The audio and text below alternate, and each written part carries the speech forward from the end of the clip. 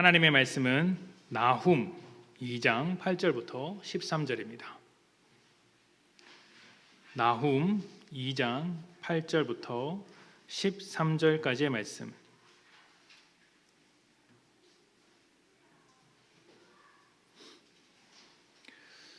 찾으셨다면 우리 교독하도록 하겠습니다. 2장 8절부터 13절까지의 말씀을 교독하고요. 13절은 다 같이 봉독하겠습니다. 8절입니다. 니느웨는 예로부터 물이 모인 곳 같아서 이제 모두 도망하니 서라 서라 하나 돌아보는 자가 없도다.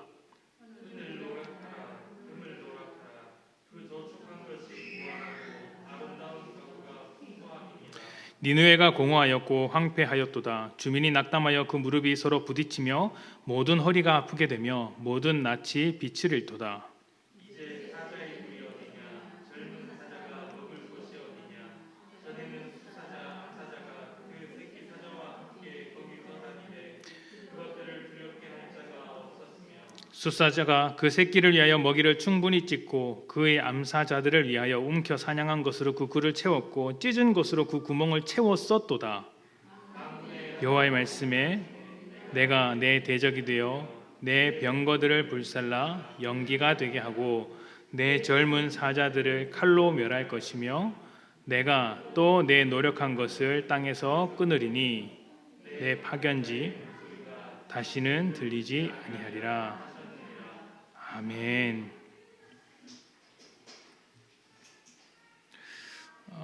수요일마다 우리가 소선지서를 살펴보고 있습니다. 오늘까지 하면 이제 다음 주부터 이렇게 따지면 한 4권 정도가 남았는데요. 이 부분을 다 살피면 아마 또 다른 주제로 말씀을 좀 나눠보고자 합니다. 생각하고 있는 주제가 몇 가지 있습니다. 제가 개척할 때 매년 꼭 한 번씩 우리 신앙생활의 기초가 되는 것을 하나씩은 꼭 다루고 가겠다라고 말씀을 드렸는데 그걸 할지 아니면 고민하고 있는데요. 우리가 지금 침례교회잖아요. 침례교회. 그래서 침례교회는 다른 교회와 뭐가 다른지 그 특징이 뭔지를 함께 나눠볼까 지금 생각을 하고 있습니다. 그런데 그 내용이 수요일날 하는 것보다 주일날 하는 게 더 낫지 않을까 싶어서 일단 준비는 하고 있는데 무엇도 말씀이 준비되든지 은혜의 말씀이 좀 받을 수 있도록 기도해 주시면 좋겠습니다. 이스라엘의 선지자들은 순종하지 않는 백성들에게 하나님의 말씀을 전해 주었습니다.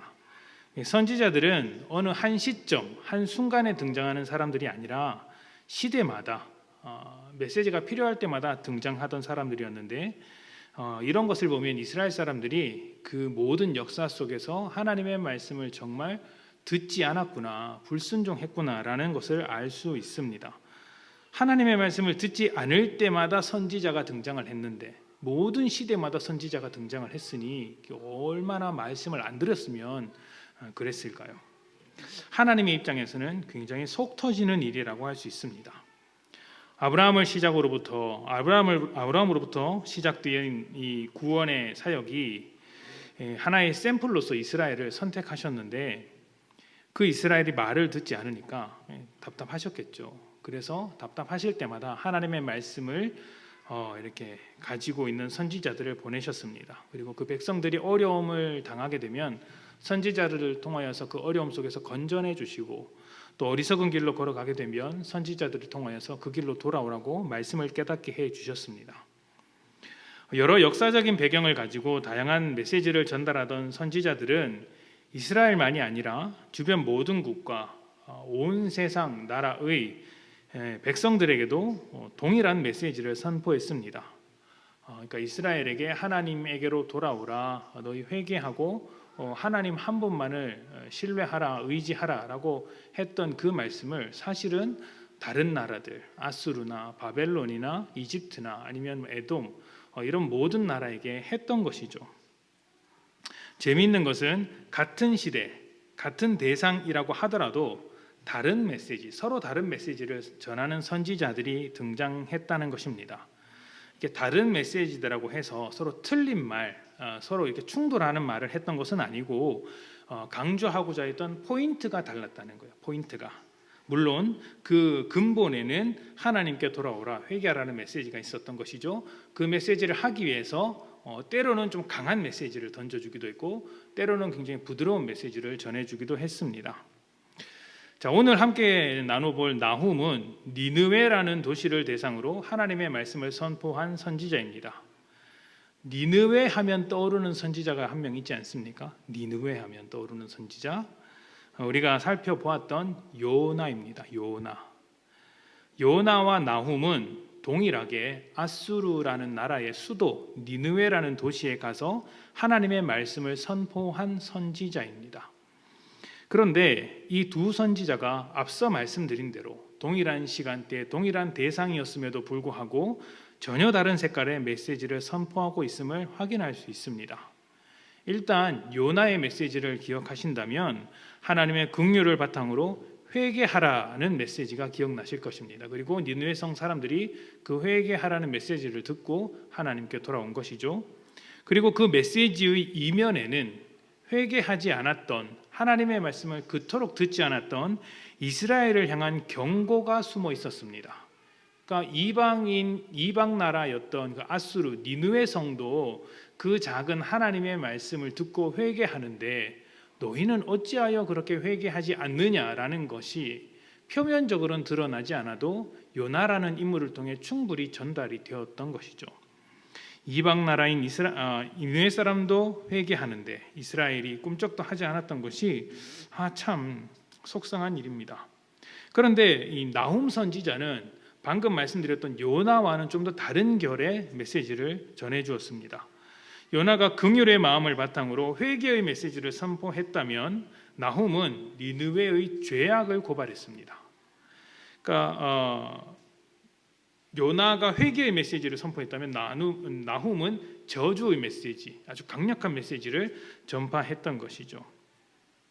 악한 삶의 결과로서 너희는 망할 것이다. 이 메시지를 1장부터 3장까지 끝날 때까지 계속해서 던지는 것이 나훔입니다.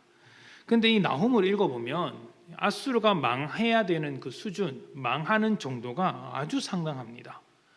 아무것도 남아있지 않는 정말 쑥대밭이 되는 것이죠. 우리가 읽어보았던 그 짧은 본문 속에서도 너희가 사자와 같은 나라였다. 숫사자가 가서 어린 사자들의 먹이를 물어오고 암사자들을 위해 먹이를 물어오는 아주 그런 강력한 나라였는데 그런 모습을 전혀 볼 수 없게 만들겠다. 여기 뭐가 있다고 해도 뒤도 돌아보지 않고 도망갈 것이다. 그렇게 좋은 땅이었는데 황폐하게 될 것이다. 이런 메시지로 가득 차 있습니다. 계속해서 이런 메시지인 거예요. 하나님이 죄를 어떻게 생각하시는지 보여주시는 말씀이죠. 니느웨를 향한 이런 진노의 말씀은 이제 또 그 이면에 또 다른 메시지가 있는데 그 아수르, 니느웨로부터 굉장히 고통당했던 여러 나라들에게는 위로가 되는 거예요. 저 나라가 지금은 저렇게 강대하지만 하나님 앞에 죄악을 저지르고 있기 때문에 언젠가는 망하게 될 것이라는 메시지를 하나님께서 전해주시는구나. 우리가 신뢰하는 하나님께서 일하시면 저 나라가 망할 터이니 우리가 조금만 견디면 되겠구나라고 생각할 수 있었던 것이죠. 그러니까 요나서를 보면 니느웨에게는 긍휼이고 이스라엘에게는 경고였습니다.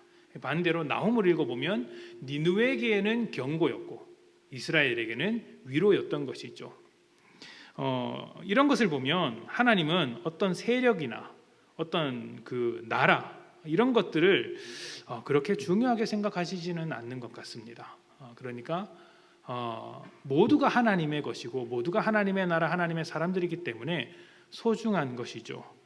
그러니까 어떤 나라가 더 크게 되느냐, 누가 권력을 잡느냐, 어떤 제도로 만들어 가느냐보다 그것들을 지금 어떻게 사용하고 있느냐가 훨씬 더 하나님에게는 중요한 것 같습니다. 아수르라는 나라도 하나님의 뜻대로 살면 복된 나라가 되는 것이죠. 아수르라는 나라도 말입니다. 이스라엘이라고 해서 순종하지 않으면 하나님에게 똑같은 경고를 받습니다. 너희 그러다가 망한다. 하나님께서 망하게 하신다가 아니고 너희가 자꾸 하나님 품에서 떠나면 망하게 된다, 이런 의미죠. 집 나가면 고생한다라는 말과 똑같습니다. 부모가 고생을 시키는 게 아니고 집을 나가니까 고생을 하는 것이죠. 그러니까 하나님의 품 안에서 살던 이스라엘이나 하나님의 품에서 살아야 할 아수르나 모두 하나님을 떠나면 망하게 된다라는 말씀을 계속해서 던져주시는 것입니다. 하나님은 이스라엘이라는 나라를 더 중요하게 생각하는 것은 아니고 그 이스라엘 나라 사람들이 하나님을 신뢰하는 마음으로 따라가기를 바라시는 것이고요. 하나님은 이스라엘을 샘플로 삼으셨기 때문에 다른 모든 나라가 이스라엘을 보고 하나님을 알 수 있도록 하나님께서 이스라엘 가운데 일을 해 주시는 거예요. 이걸 이제 오늘 말씀의 주제는 아닌데 이걸 이제 바탕으로 우리나라를 한번 생각해 보면 저는 그렇게 생각합니다. 저는 우리나라가 하나님의 관점으로 우리나라나 북한이나 별반 다를 바 없다고 생각을 합니다. 진심으로 그렇게 생각을 합니다.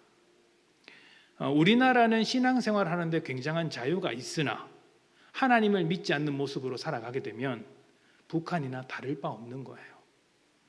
북한이 우리로서는 납득할 수 없는 정치 체제를 가지고 있으나 그리고 굉장히 못된 짓을 많이 하고 있으나 그 나라가 어느 날 갑자기 회개해서 그 정치 제도나 나라 제도를 하나도 바꾸지 않은 상태에서 하나님을 신뢰하는 어떤 사람들로 운영이 되기 시작한다면 오히려 하나님의 복은 북한에게 쏟아질지도 모릅니다. 그러니까 사실은 어떤 정치를 가지고 있느냐보다 더 중요한 것은 그 속에서 살아가는 사람들이 하나님을 의지하며 살아가느냐 하는 것이죠. 이런 말이 불편하게 들릴 수 있습니다만 제가 이제 예전에 신학 공부할 때 이런 이야기를 들은 적이 있어요. 그러니까 구약 교수님인데 좀 괴팍하신 교수님이셨어요. 수업 중간에 이런 이야기를 하시는 겁니다. 본인이 보기에는 김일성이나 다윗이나 다를 바 없다 이렇게 하시는 거예요. 놀랐죠. 왜 그럴까 생각해 보니까 다윗도 왕으로서 독재자고 그리고 이제 김일성도 독재자다. 뭐가 다르냐? 곰곰이 생각해 보니까 맞는 말인 것 같아요. 정치 체제로 따지면 북한이 사실은 뭐 세습을 하면서 거기가 거의 왕조와 같다라고 이야기하잖아요. 거기 왕이잖아요. 왕조잖아요. 왕조. 다윗도 왕조잖아요. 정치 체제로 따지면 똑같은 것이죠. 이게 뭐가 다릅니까? 그 속에서 다윗은 어찌되었든 죄악을 저지를 때마다 하나님께 회개하고 하나님 앞에 엎드렸던 사람들이고 뭐 북한은 안 그렇죠. 그런 면에서 차이가 있는 것이지 정치가 어떠니 어떤 나라가 세워놓니 이것은 그렇게 중요한 것은 아닐지도 모릅니다. 제가 말씀드리는 의도를 꼭 아셔야 합니다. 제가 이런 말을 드리면 겁나요. 왜 겁나냐면 여러분들이 겁나는 게 아니에요. 요즘 들어서 제 설교를 유튜브에 올리잖아요. 그러니까 조회수가 시간이 가면 처음에는 0이거든요.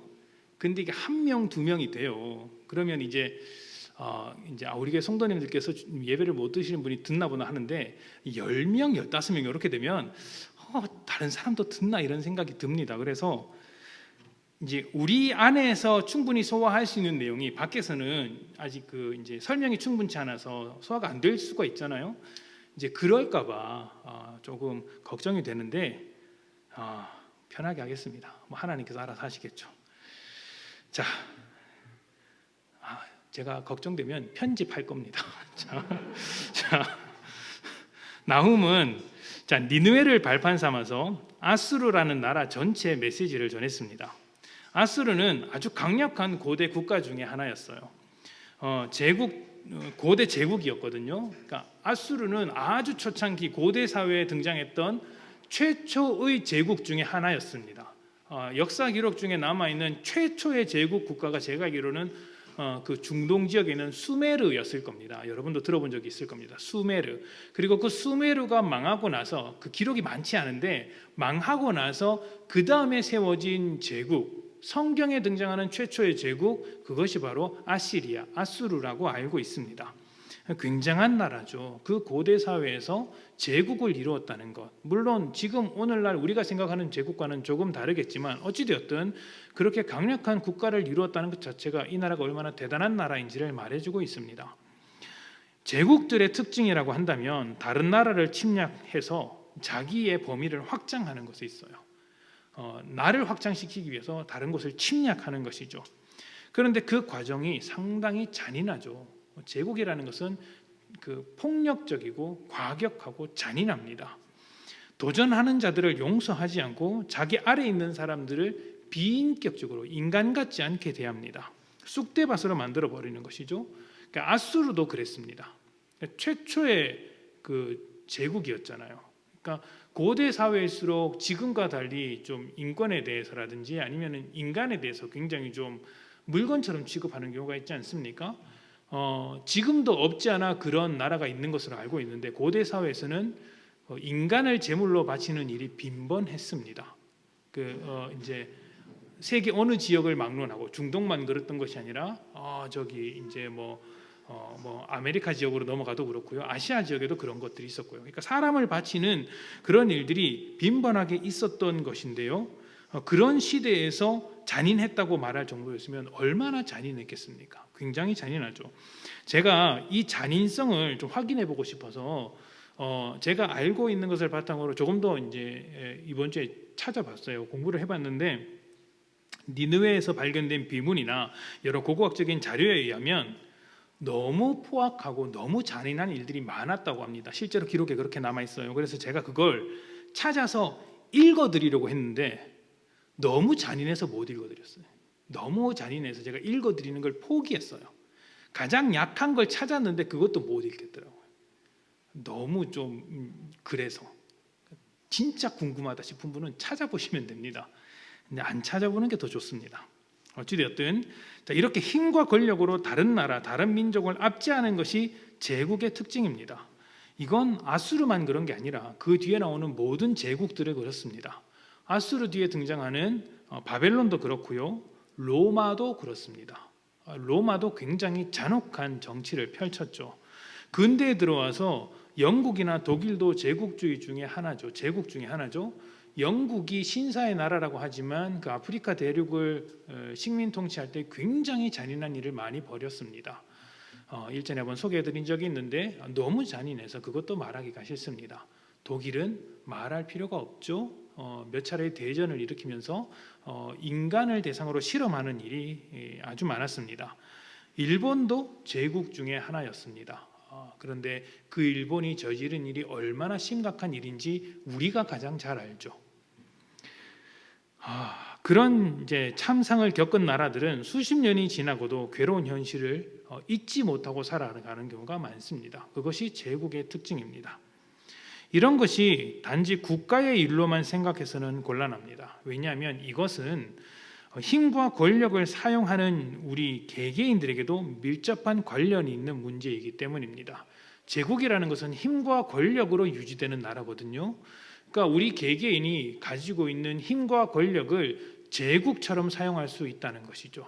잔혹하게 말입니다. 내게 있는 권리, 내게 있는 힘, 내게 있는 능력을 제국과 같이 사용하지 않으려면 어떻게 해야 할까요? 남을 위해 사용해야 합니다. 남을 위해. 그게 힘이 가지고 있는 특성을 제국스럽지 않게 사용하는 방법인 거예요. 성경은 우리 자신에게 주어진 어떤 힘이나 능력이나 권리를 나 자신을 위해서만 사용하는 것을 죄가 된다고 이야기를 합니다. 나 자신을 위해서만 사용하는 것. 세상은 그렇게 말 안 할 겁니다. 내 것을 가지고 나만을 위해서 사용하는데 그게 뭐가 문제냐라고 이야기하죠. 남에게 피해만 주지 않으면 괜찮은 것 아니냐라고 말할 겁니다. 성경은 그렇게 말하지 않아요. 성경은 하나님께서 주신 그 능력을 네 것으로만 사용하게 되면 그게 죄다라고 이야기를 하는 거죠. 계속해서 말씀을 보면서 그게 왜 죄인지를 한번 차근차근히 따져보도록 합시다. 자, 아수르는 자기가 가진 힘을 남용했습니다. 굉장한 힘을 가진 나라였는데 그것을 남용한 거예요. 선하게 사용하지 못했습니다. 이스라엘을 포함하여 주변 나라들과 사람들을 굉장히 힘들게 어렵게 만들었습니다. 이것은 아수르만의 문제가 아니고 우리 모두가 그렇게 될 수 있는 것이죠. 우리 모두가 힘과 권력을 가지면 대부분 그것을 남용하는 길로 빠지게 됩니다. 이 힘과 권력을 스스로 제어하기란 굉장히 어렵습니다. 힘이라는 것 자체가 내 꿈, 내 욕망을 이루어주는 아주 강력한 무기이기 때문에 그렇습니다. 우리가 원하는 것이 다 있죠. 원하는 것이 있지 않습니까? 여러분이 원하는 것을 얻지 못하는 이유가 무엇일까요? 힘이 없어서죠. 남들보다 힘이 없어서. 여러분들이 이루고자 하는 것들을 이룰 만한 힘이 없어서, 물론 그 힘의 종류가 다양할 것입니다. 돈을 힘으로 생각할 수도 있고요, 지식을 힘으로 생각할 수도 있습니다. 사회적인 지위나 직장 이런 것들이 힘이 될 수도 있고요, 내가 사는 집도 힘이 될 수 있습니다. 어찌되었든 내가 가지고 있는 어떤 것들이 모두 힘이 될 수 있는 것이죠. 그것이 내가 원하는 만큼 크지 않으니까 여러분이 원하는 삶을 살지 못하는 것 아니겠습니까? 사람들이 힘을 추구하는 이유는 자기가 원하는 것을 얻기 위함입니다. 그리고 그 힘을 가지게 되면 더 얻기 위해서 그 힘을 남용하는 거예요. 뿐만 아니라 내가 힘을 가지게 되면 힘을 가지지 못한 어떤 사람들보다 더 우월한 위치, 더 높은 위치에 있다고 착각하게 됩니다. 착각하는 거예요. 가난한 사람이 한순간에 부자가 되면 전혀 딴 사람이 되는 경우가 있죠. 우리 지역이 아니고 다른 지역에서 사역을 할 때 동네에서 소문난 졸부가 있었습니다. 졸부가 이제 괜히 와서 이제 돈 있는 내색을 하는 거죠. 왜 그런가 봤더니 그 사람이 굉장히 고생하던 사람이었는데 살고 있는 집터가 개발이 돼가지고, 해필이면 가장 노른자 땅이 개발이 돼가지고 재산이 몇 억이 아니고 몇십억이 늘어버린 거예요. 그게 온 동네 소문났습니다. 그 앞에서는 사람들이 아유 좋겠다 좋겠다고 하지만 뒤돌아서는 다 뭐라고 하냐면 손가락질을 하는 거예요. 사람이 어떻게 저렇게 한순간에 변하나, 이렇게 말이죠. 그 개구리 올챙이적 생각을 못하는 상태가 된 것입니다. 왜 그렇게 될까요? 내 형편이 나아진 것을 가지고 내가 나아진 것으로 착각하기 때문이에요. 내가 좀 살기 편해진 것을 가지고 내 신분이 올라간 것처럼, 내 사회적인 어떤 계급이나 내 존재의 수준이 올라간 것처럼 착각하기 때문에 그런 일들이 벌어지는 것이죠. 그래서 소리를 떵떵 지르고 사는 것입니다. 사람의 가치를 힘을 가지고 있느냐 없느냐, 돈이 있느냐 없느냐로만 따지게 되면 그 모양이 됩니다. 못난 거죠. 굉장히 못난 거죠. 사람은 힘이 있으나 없으나 소중한 존재라는 것을 모르는 아주 못난 사람입니다. 이렇게 자기 욕망을 우선하고 자기 신분을 과장하는 것을 두고 우리는 교만한 사람이라고 이야기를 합니다. 힘은 이런 교만함을 부추기는 아주 특별한 능력이 있습니다. 힘 있는 사람은 교만해지기가 쉬운 것이죠. 겸손하기가 굉장히 어려운 것입니다. 오히려 이런 힘은 하나님 반대편에 서서 살아가기에는 아주 유용합니다. 왜냐하면 내가 자꾸 힘을 가지면 가질수록 내가 높아지잖아요. 어디까지 높아지겠어요? 하나님 있는 자리까지 높아지겠죠. 다윗이 왜 선악과를 따먹는 교만의 자리에 올라갔을까요? 하나님을 대신해서 통치하는 사람이었거든요. 내가 하나님을 대신해서 통치한다는 생각을 못하고 자꾸 통치하다 보니까 본인이 왕인 줄 아는 거예요. 본인이 진짜 통치자인 줄 아는 거예요. 그러니까 선악과를 먹는 거죠. 하나님의 말씀이 귀에 안 들어오는 거예요. 그거 먹지 말라는 말씀이 귀에 안 들어오는 거예요. 내가 그걸 먹고 싶으니까 그냥 먹으면 되는 것이죠. 이게 이제 교만으로 인한 어떤 그 부작용, 후유증이라고 말할 수 있습니다. 힘이 만드는 교만인 것이죠. 그래서 우리는 이제 어떤 힘을 갖게 된다면 그것이 돈이든 뭐 직업이든 권력이든 무엇이든지 힘이라는 것을 가지게 된다면 그것을 축복으로만 여겨서는 안 됩니다. 청년들이 직장 생활을 요즘 간절히 구하죠. 일자리 구하기가 얼마나 어렵습니까? 근데 직장을 구하기 위해 하나님 앞에 굉장히 열심히 기도합니다. 근데 직장을 구하면 그 기도했던 모습은 사라지고 하나님과 약속했던 것은 사라지고 그냥 직장 일을 열심히 하는 직장인으로만 남는 경우가 많습니다. 또 간절히 기도해서 병을 낫게 되는 사람이 있습니다. 건강을 힘으로 얻은 것이죠. 그러면 건강을 얻었으면 그때로부터 뭘 해야 될까요? 건강을 주신 하나님의 뜻대로 살아야 하지 않습니까? 그런데 건강하게 해주셨으니 모른 척 할 수는 없어서 내 수중에 있는 헌금을 좀 바친 뒤에 삶이 이전으로 돌아가는 경우가 많습니다. 그럼 하나님께서 굉장히 자존심이 구겨지는 거죠. 내가 그깟 돈 몇 푼 얻으려고 너를 건강하게 해준 줄 아느냐? 나는 너를 원해서 건강을 주었다라고 이야기를 하실 거예요. 하나님은 우리를 원하시는데 우리는 마치 힘을 위해서 하나님 앞에 어떤 대가를 치르는 것이냐 하게 된다면 교만하게 만드는 것이죠. 그래서 권력이나 힘을 가지고서도 교만하지 않으려면 무엇보다 그 힘이 어디서부터 나왔는지, 힘의 출처, 권력의 출처를 바로 알고 있는 것이 굉장히 중요합니다. 내가 가지고 있는 이 힘의 출처가 어디로부터 왔는가? 자, 골로새서 1장 15절부터 17절입니다.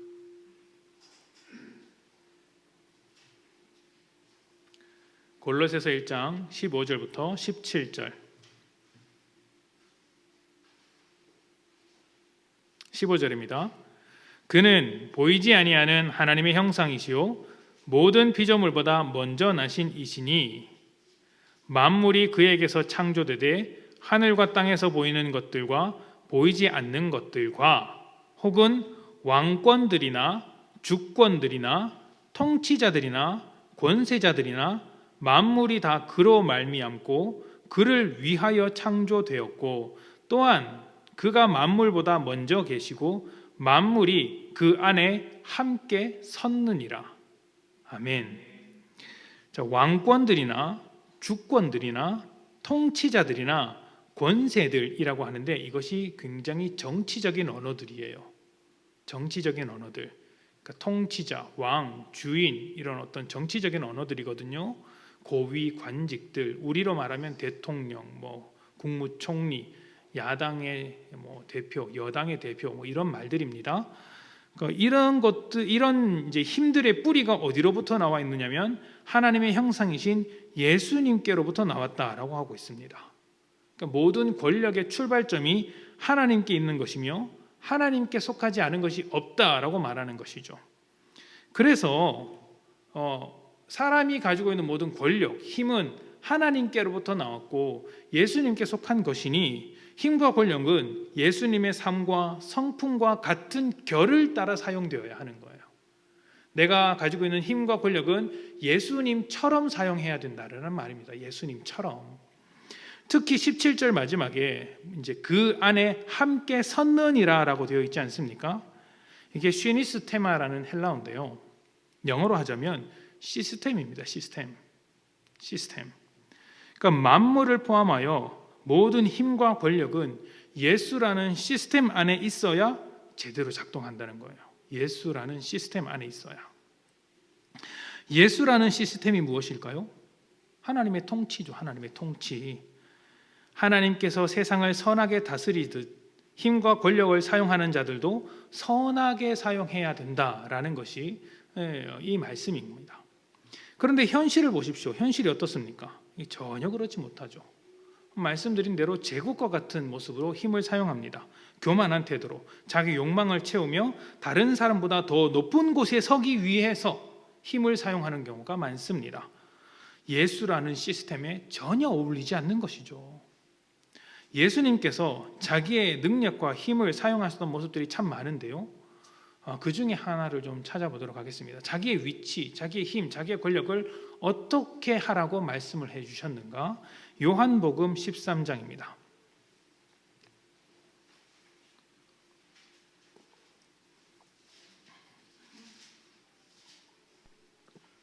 요한복음 13장 12절부터 15절.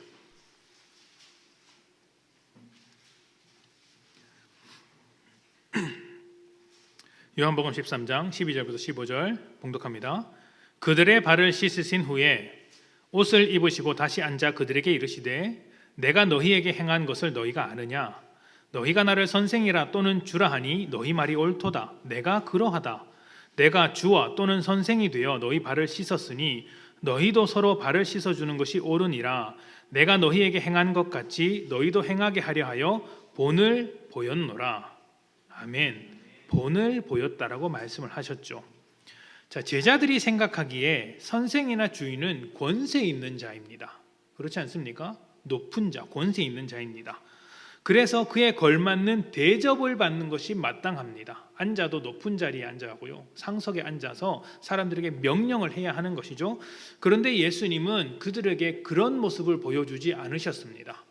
대접을 마땅히 받아야 할 선생과 주인의 자리에 있으면서도 그렇게 하지 않으셨죠. 오히려 낮은 모습으로 자기의 권세를 사용하셨습니다. 발을 씻어 주셨던 것이죠. 선생으로서 너희의 발을 씻어 주었다라는 것입니다. 그리고 이것이 너희를 위해서 본을 보여준 것이다라는 거예요. 이런 섬김이 어디까지 이어졌습니까? 십자가에 달리는 것까지 이어집니다. 이것이 예수님의 시스템이에요. 예수님의 시스템. 힘과 권력을 잡은 자가 그 출처를 모르고 남용을 하면 예수님의 시스템에서 벗어날 수밖에 없습니다. 죄가 그런 거잖아요. 죄가 하나님을 떠나 자기 마음대로 살아가는 것이 죄입니다. 힘과 권력을 얼마든지 자기 마음대로, 죄의 모양대로, 죄의 시스템 안에서 사용할 수 있고, 또 그 특징으로 인해 죄가 가속도 붙을 수 있습니다. 내 죄가 그 힘으로 말미암아 가속도 붙을 수 있다는 것이죠. 그게 어떻게 되겠습니까? 결국에는 하나님을 대적하는 길로 빠져들게 됩니다. 하나님을 대적하는 길로. 하나님은 그런 힘과 권력을 두고만 보지 않습니다. 절대로 두고만 보지 않습니다. 힘과 권력으로 악행하는 자들을, 죄를 저지르는 자들을 하나님께서도 대적하십니다. 그리고 응징하십니다. 힘과 권력으로 죄를 행하며 죄의 씨앗을 뿌린 자들이 힘과 권력으로 그 죄의 결과를 당하도록 하시는 것이죠. 아수르가 그렇습니다. 아수르는 제국으로서 힘과 권력을 남용하였고 굉장히 잔혹하게 통치했습니다. 그리고 그 결과를 똑같이 받았습니다. 그대로 당하게 되었고 그 나라가 쑥대밭이 되어 역사 속에서 사라지게 된 것이죠. 힘과 권력을 잡은 자들은 하나님께서 꺾으실 때 힘과 권력이 사라지는 것이 아닙니다. 힘과 권력을 잡은 자들을 하나님께서 꺾으실 때 힘과 권력이 사라지는 게 아닙니다. 그것은 그대로 남아 있습니다. 하나님께서 주신 것은 선하게 쓰면 버릴 것이 없는 것이죠. 힘과 권력이 하나님께로부터 나왔다면 그것을 선하게 사용하면 버릴 게 못 되는 겁니다. 나쁜 게 아니에요. 힘과 권력은. 문제는 다만 악하게 사용하는 사람이 문제인 것이죠. 그래서 하나님은 그 악하게 사용하는 사람을 벌하시는 거예요. 그들이 죄의 결과를 당하게 하시는 것이죠. 어떻게 됩니까? 사라지는 거예요. 힘과 권력을 악하게 사용했던 아수르도 사라졌고 그것을 악하게 사용했던 바벨론도 사라집니다. 로마도 없습니다. 근대에 자리 잡았던 제국들도 그 권력들을 모두 놓쳤고 그것을 자랑하던 국가의 정부나 권력자들도 지금 모두 사라졌습니다. 한순간에 오만한 자의 자리에서 쫓겨 내려가서 비참한 자리에 남아있게 된 것이죠. 사실 우리나라만 봐도 그렇지 않습니까? 우리나라만 봐도 힘과 권력은 그대로이고 그것을 남용하는 사람만 사라진다는 말은 다른 말로 하자면 권력이 재편된다라고 말씀을 드릴 수 있습니다. 권력이 재편된다. 교만한 위치의 인간을 꺾으신 하나님께서 그 권력 아래에서 신음하던 사람, 어려움을 당하던 사람, 약자들의 손에 내어 맡기는 것이죠. 이것은 약자들의 고통에 귀를 기울이시는 하나님의 배려라고도 말할 수 있습니다. 큰 역사의 줄기를 보면 항상 그래왔습니다. 권력자가 한창 통치를 하다가도 그 반대편에서 또 다른 사람들이 권력을 잡고 등장하고 권력을 잡은 자들은 무너지게 되고 그로 인해서 어려움을 당하는 자들이 새로운 권력을 잡고 그러다가 또 권력이 오만해지면 또다시 무너지게 되고 이렇게 반복되었던 것이죠. 이런 과정 속에서 악하게 사용되던 권력들이 수정되고 보완되어 왔던 것 또한 사실입니다. 물론 인간은 부족하고 교만한 모습으로 인해 죄에 빠질 위험이 항상 존재합니다. 그래서 약자의 입장에 있더라도 정의를 추구하며 대의 명분을 내세우더라도 일단 권력을 잡게 되면 이전의 권력자들이 저질렀던 실수를 반복하는 것이죠. 반복하는 겁니다. 왜 그럴까요? 약자의 입장에 있을 때는 권력을 그렇게 사용하면 안 된다고 이야기하지만 막상 그 자리에 올라가면 똑같은 모습을 보여주는 이유는 무엇일까요? 권력을 자기 것으로 생각하기 때문이에요. 권력을 자기 것으로 생각하기 때문입니다. 물론 우리 현실에서 이러한 반복되는 실수를 막기 위해 애를 씁니다. 어떻게 애를 쓰고 있을까요? 권력의 시간을 강제적으로 줄여놓는 거예요. 우리나라는 그 권력의 시간이 5년입니다. 그렇죠. 5년이죠.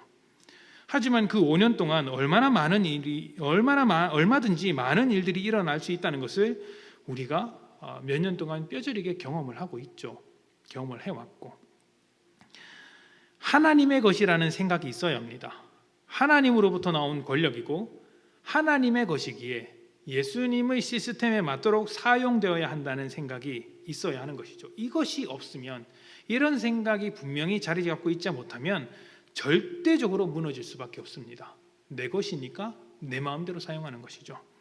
그리고 이것은 국가나 정치와 같은 큰 힘과 권력에만 해당하는 것이 아니라 우리 각자 개개인에게도 똑같이 적용할 수 있는 것입니다.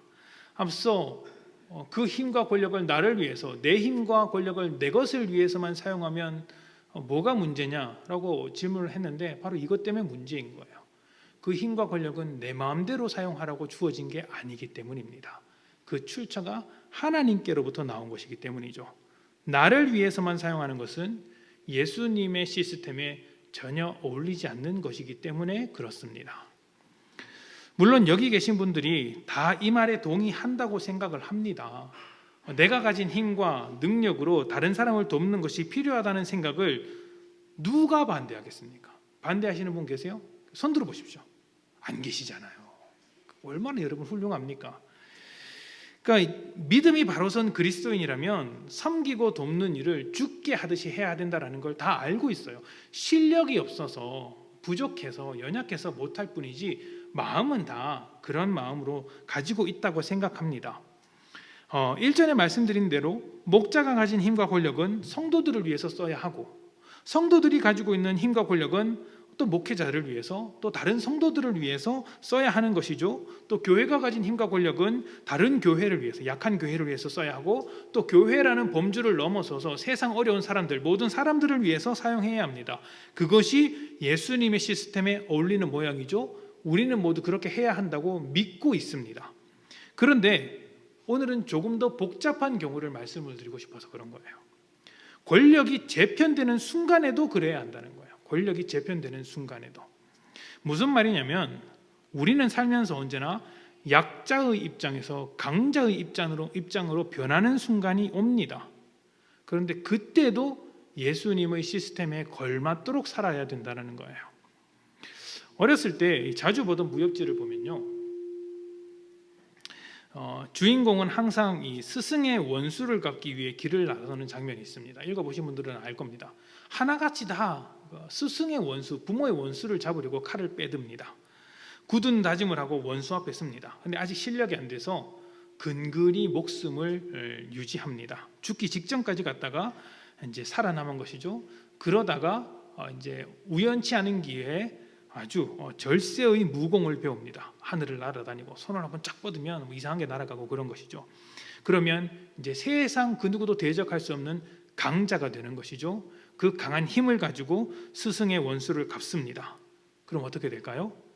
평화가 찾아올까요? 아닙니다. 그 원수의 아들이 또 이를 갈면서 복수하려고 합니다. 이제 피바람이 부는 것이죠. 처음에는 약자였으나 상황이 바뀌어서 강자가 되면 약자로 살 때의 분노가 치밀어 오르게 됩니다. 내가 얼마나 답답했고 억울했고 화가 났는가. 그러면 이제 내가 강자가 되었으니 그 강자로서의 힘을 사용해서 갚아주고 싶은 생각이 듭니다. 당한 게 있으니까 얼마나 그러고 싶겠습니까? 그런데 그렇게 되면 얼마든지 남용할 수가 있는 거예요. 그 힘을 남용하게 되는 거죠.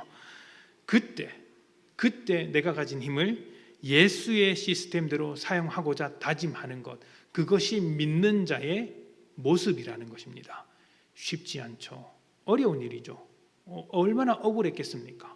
얼마나 화가 나겠습니까? 그런데 그것을 참아내고 내가 가진 것을 예수의 시스템대로 살아가도록 하는 것이 믿는 자들이 해야 할 것이라는 모습, 믿는 자가 해야 할 모습이라는 것이죠. 내게 찾아온 힘, 내가 갖게 된 힘을, 그 힘을 주신 하나님의 선하심대로 사용해야 한다는 것입니다. 물론 이런 말이 나를 힘들게 한 사람, 또 지금도 나를 괴롭히는 사람, 악하게 하는 사람을 무조건 다 용서해 줘라, 잊어라.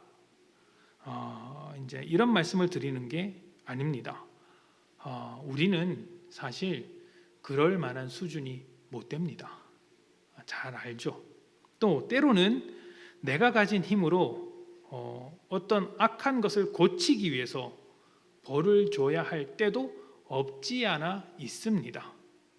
교회는 서로 사랑하고 용서해 줘야 하는 공동체이지만 성경을 보면 누군가 잘못했을 때 한두 사람이 찾아가서 조용히 권면하고 그래도 안 될 때는 교회 밖으로 이렇게 보내라라는 말씀이 있습니다. 이제 교회로서 어떤 벌이라고 할까요? 그렇게 하라는 것이죠. 그런데 그 뉘앙스를 보면 굉장히 조심스럽게, 굉장히 아끼는 마음으로, 서로 상처가 남지 않도록 배려하는 마음으로 그렇게 해야 한다라고 말을 합니다. 그러니까 잘못했으니까 무조건 너 잘못했어 정죄하라는 게 아니라 그 사람의 잘못을 고치기 위해서 굉장히 조심스럽게, 그래도 듣지 않으면 믿지 않는 자와 같이 대하라고 하거든요. 무슨 말이냐면 신경 쓰지 말라는 겁니다. 신경 쓰지 말라는 거예요. 그 사람이 잘못하는데 말해서 안 들으면 그냥 내버려 둬라, 이거요, 이거. 우리가 힘을 가지고 있다면 그 힘으로 고치기 위해서 어느 정도 조심스럽게 그 힘을 사용해야 될 때가 있습니다. 부모로서 자녀를 고치기 위해 부모의 힘과 권력을 사용하는 것은 당연한 것이죠. 다만 기억해야 하는 것은 그렇게 할 때에도 예수님의 시스템에 맞도록 살리는 방향으로 사용해야 한다는 것입니다. 남용해서는 안 된다는 것이죠. 하나님의 통치에 맞도록 선하게 사용해야 한다는 것입니다. 이것이 안 되면 그 힘을 사용하기를 포기하던가 그 힘 자체를 포기하는 편이 훨씬 낫습니다. 훨씬 낫습니다. 힘으로 죄를 짓느니 힘이 없는 것이 차라리 하나님 앞에서 떳떳한 것이죠. 조금 이제 열정적이고 때로는 좀 과격하다고 말할 수 있는 그 목사님 중에 청년들에게 이렇게 요구하시는 분들이 계십니다. 직장 생활을 하다가 예배를 자꾸 빠지고 하나님과 멀어지게 된다면 차라리 직장을 그만둬라 라고 말씀하시는 분들이 계시죠. 그런 말을 듣고 직장을 그만두는 청년을 제가 한 명도 본 적은 없는데 그분이 왜 그렇게 이야기하실까 생각을 해보면 이제 이런 의도가 담겨 있지 않나 생각을 해봅니다. 그러니까 어찌됐든 하나님께서 직장을 너에게 허락하셔서 그렇게 벌고 살아가는데 그 직장 생활을 하느라 하나님과의 관계가 멀어진다면 그게 좋은 것이냐? 그러니까 너의 삶을 바꾸라라는 취지에서 그렇게 말씀을 하시는 것이겠죠. 좀 더 부드럽게 말하면 좋겠지만 어찌됐든 뭐 그런 분도 하나님께서 사용하시는 거니까 그 메시지를 잘 들어야겠죠. 그러니까 그 힘으로 죄를 짓느니 그 힘이 없는 게 차라리 낫다는 것입니다. 로마서 12장 19절 말씀을 좀 봅시다.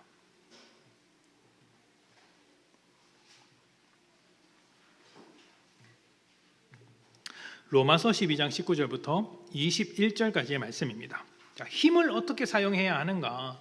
우리가 가지고 있는 힘이 정말 도저히 우리를 악하게 대했던 그 이전의 강자들, 권력이 재편되기 전에, 입장이 바뀌기 전에 그 악한 자들을 어떻게 대해야 할까? 로마서 12장 말씀이 이렇게 나오는 거죠. 19절입니다. 내 사랑하는 자들아 너희가 친히 원수를 갚지 말고 하나님 진노하심에 맡기라. 기록되었으되 원수 갚는 것이 내게 있으니 내가 갚으리라고 주께서 말씀하시니라. 내 원수가 줄이거든 먹이고 목마르거든 마시게 하라. 그리함으로 내가 숯불을 그 머리에 쌓아 놓으리라. 악에게 지지 말고 선으로 악을 이기라. 아멘. 교회와 성도는 철저하게 예수님의 시스템대로 움직여야 합니다. 이 시스템을 지켜가며 내 힘을 사용하는 것이 선으로 악을 이기는 거예요. 선으로 악을 이기는 것. 이게 쉬운 게 아닙니다. 힘이 있는데 그 힘을 포기하면서 사는 것. 원수 갚는 것이 억울함에도 불구하고 원수 갚는 것을 포기하며 사는 것. 이것이 쉽겠습니까? 어렵죠. 차 타고 가면 편한데 굳이 걸어서 가는 것. 어려운 일이죠. 그런 것처럼 힘을 사용하면 쉬운데 그 힘을 굳이 포기하면서 예수의 시스템에 맞춰 사는 것, 이게 그리스도인이 살아야 할 모습이라는 것입니다. 하지만 내 손에 힘이 있을 때 죄를 저지르는 것보단 낫습니다. 내 손에 들린 힘으로 죄를 저지르는 것보단 낫다는 것이죠. 하나님은 힘없고 약한 자의 편에 서시는 분입니다. 힘으로 하나님과 대적하는 것보다 힘 없어서 하나님과 서는 편이 훨씬 더 낫지 않겠습니까? 약자와 강자가 때마다 바뀐다는 것을 기억하십시오. 강한 사람은 그 힘을 언젠가는 빼앗길 것입니다. 사람에게 빼앗기지 않는다면 세월에 빼앗깁니다. 세월이 지나도 힘을 붙잡고 산다면 죽음에게 빼앗깁니다. 그러니 남용하지 말고 겸손하게 살아야 합니다. 힘의 출처가 하나님께 있으니 하나님으로부터 나왔다는 것을 기억하고 하나님의 뜻에 맞도록 사용해야 하는 것이죠. 약한 자라면 약함을 통해 일하시는 하나님을 생각하며 위로를 받으십시오. 약한 그것이 하나님께서 일하시는 통로가 되며 약한 자를 들어 강하게 하시는 분이 하나님이십니다. 강한 자들을 부끄럽게 만드시는 것이죠. 다만 하나님께서 약한 우리에게 힘을 주신다면 우리를 어렵게 했던 그 사람과 똑같이 힘을 사용해서는 곤란합니다. 오히려 그런 자들이 있다면 주님께 맡기고 우리는 예수 그리스도의 시스템에 맞도록 살아가야 합니다. 그것이 하나님과 대적하지 않고 하나님과 같은 편이 되어 살아가는 그리스도인의 삶이라고 할 수 있습니다.